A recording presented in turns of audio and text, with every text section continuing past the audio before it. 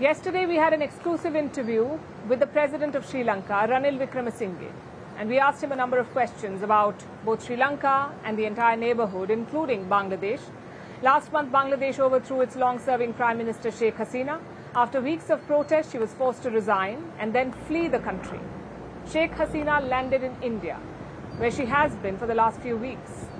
We spoke to the Sri Lankan president about this, seeing as his country faced a similar situation in 2022. Their former president, Gotabaya Rajapaksa, was also forced to flee, and Wickremesinghe came to power in the aftermath. So we asked him about his views on Bangladesh, about what Dhaka should focus on, and about the growing calls for India to extradite Sheikh Hasina. Here's what he said. These are what you call political issues, and it has to be decided in such a manner. Many leaders leave their countries, go abroad, and they remain abroad. So that's really a political matter. I think what we have to give priority is to Bangladesh becoming stable.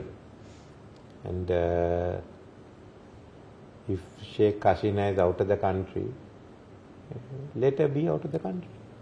Well, that was the Sri Lankan president's take on the matter. He said that the priority should be stability in Bangladesh and that Sheikh Hasina should be allowed to stay out of the country. That was Wickremesinghe's opinion. But Dhaka has other plans. Ever since Sheikh Hasina fled, there's only one thing that the new people in charge are talking about, and that is extradition. Earlier this month, it was the new chief advisor, Muhammad Yunus. Yunus said that Sheikh Hasina should stay silent until Bangladesh seeks her extradition. Then you have her political opposition, the Bangladesh Nationalist Party, or BNP. They have been baying for blood for a while now, and they sense that it's their chance to strike. Then you have the student leaders, the courts, and yesterday it was the law advisor, Asif Nazrur. He said, and I quote, "Investigative and prosecution teams have been formed, and discussions are ongoing to restructure the courts. You will see trials begin soon. Once the trial process begins, we will formally seek her extradition." Sheikh Hasina has been charged in over 150 cases. She has been charged with murder, torture, and enforced disappearances, even genocide and crimes against humanity. Those charges have been filed in the country's War Crimes Tribunal, which was originally set up to prosecute war criminals from the 1971 Liberation War.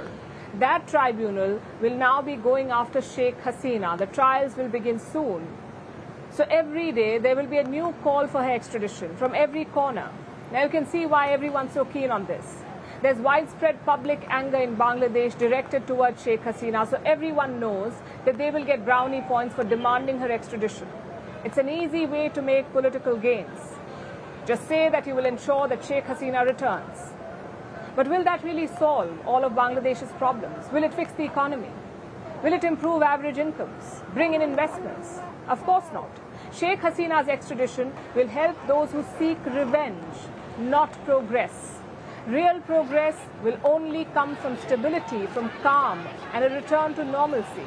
Sheikh Hasina's presence in Bangladesh won't bring calm. It will have the opposite effect. It will inflame tensions and bloodlust, lead to protests, more attacks on her supporters, maybe more attacks on the Hindu community. All this is happening right now, even though she's far away. So what happens when she's back in Dhaka? Bangladesh needs stability right now, so it needs to keep Sheikh Hasina far away. All the calls for extradition are just a distraction, a way to deflect from the real problems on the ground.